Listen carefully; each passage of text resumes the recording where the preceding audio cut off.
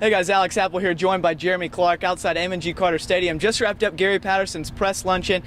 Gary talked about the offense a lot today, but the first thing, Jeremy, you're looking good in your sunglasses today. Is this your Cliff Kingsbury impersonation? It definitely is. I didn't want to be out here squinting like I always am, so this may be the look going forward. If it works for Cliff Kingsbury, it's going to work for me at some point. Yeah, if TCU goes to 3-3 this weekend, maybe you'll have to do that as a superstition from now on. Absolutely. Every time the shades come on, the Frogs seem to do well, so I'm going to put them back on this week. Well, let's talk about what Gary talked about today, and he was asked time and time again about the TCU offense, why the slow start. One of the things he said today was, I helped the offense last week, and you saw what they did, 0 first downs. So to what did he attribute that slow start? Execution, they're just not executing. It's the play calling's the same.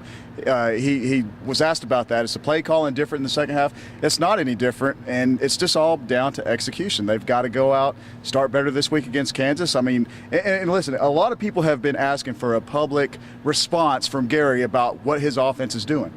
And he said today, listen, we know we're in a rut. We know we've got to execute. We know we've got to get better on that side of the ball. It's not that it's oblivious to Coach Patterson. He knows what's going on. And as we've mentioned on the forum a couple times, just because he's not saying things openly does not mean that he does not know what the problem is. And they're addressing the problem as much as they can, but you still got to execute. You still got to catch the ball. You still got to make blocks. Still got to complete passes. Still got to block the defensive line.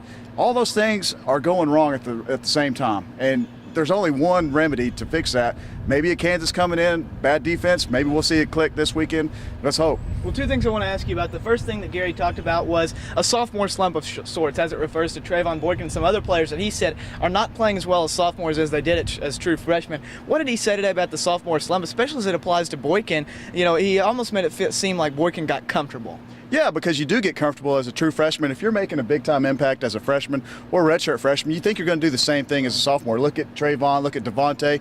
They all had great freshman seasons, and right now, Trayvon's kind of regressed a little bit, and I think, you know, everyone thinks that about Devontae. We haven't even come close to seeing the Devontae as last year, so I think he's right in that response. There is a sophomore jinx, and they've got to get over it at some point. We've got to see Devontae play for it to happen, though, for him. I think the other thing that he talked about that was most interesting to me was the chemistry aspect of it. When one team is not playing well, one part of your team is not playing well, the other team really has to step up because you can't get into the pointing fingers war. What did he say about that? Because, you know, maybe that is playing into it a little bit, and that the offense is starting to feel like, you know, we're not playing up to snuff, and the defense may be pointing the fingers right back at them. I'm not saying that's what's happening, no, but, you know, that's certainly a possibility with a team. I'm glad he brought that up because I asked Chuck about it, because I asked Chucky today, Chucky Hunter, if what they were doing as a defense to kind of help the offense. And Chucky said, listen, this isn't a finger-pointing game. If we lose a game, it's not because of the offense.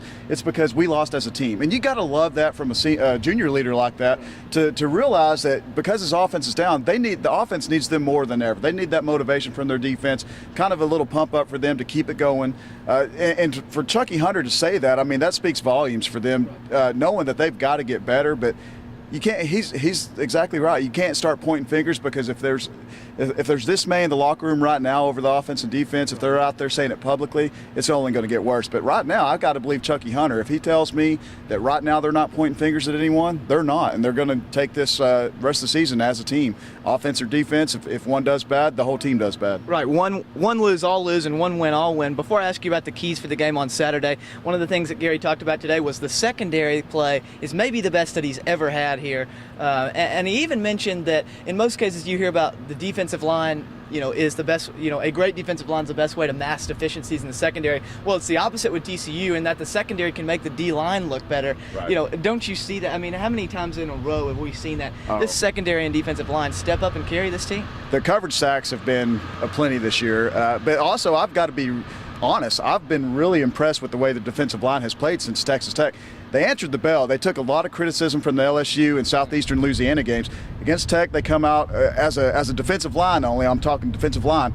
They came out with 3 sacks against Texas Tech. They had 5 or 6, and last week they had 3 sacks on Blake Bell, and they really did a great job containing Blake Bell.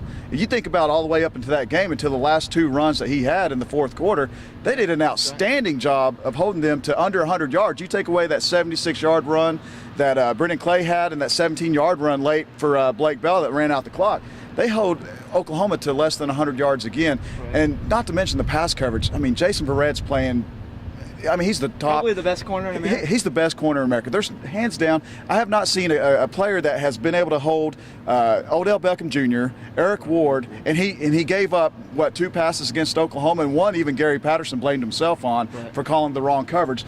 You got that kind of guy at one half of the field. You got Kevin White, who's playing better, even though he's getting pass after pass thrown his way. And you got Chris Hackett, Sam Carter, Elijah Olabode, and Derek Kendrick Peanut coming in and making a strong 5. And Gary said it today, this might be the best back 5 that I've had. So that speaks volumes for him to say that. Speaks volumes for a team that has led the nation in defense numerous times under Patterson's tenure. All right, Jeremy, the keys to the game on Saturday. Kansas is going to be a team with a quarterback that's a little bit more experienced this year in Heaps, but they're a team that wants to run the football. They've got a trio of good running backs, even if Pearson doesn't play this weekend. What do you see as the keys for this Saturday?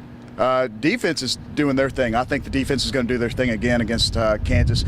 They've seen Jake Heaps before. They saw him at BYU when he was there in 2010, and they made him look like an 18-year-old freshman. Obviously, he's matured a little bit. He's going to throw a little bit better.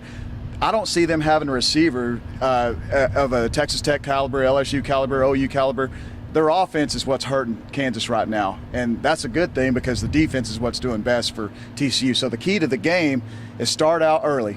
Get a first down. I mean, for crying out loud, get a first down. Start your series off right. Start your first offensive series off with a bang. Maybe not even scoring, but just moving the ball, flipping the field. That's one thing that they couldn't get going against Oklahoma. They never could flip the field, and Oklahoma really had some good starting position most of the game. If they don't start out well against Kansas, then there really is a big-time problem with the TCU offense. I don't know what to say if they come out and struggle against a team like Kansas, who gave up 54 against Texas Tech, lost to Rice.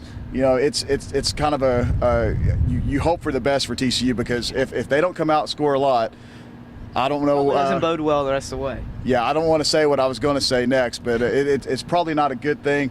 Gary said it today. We're not going to make any mid-season changes like that. I know everyone's crying for it. He knows what the problem is.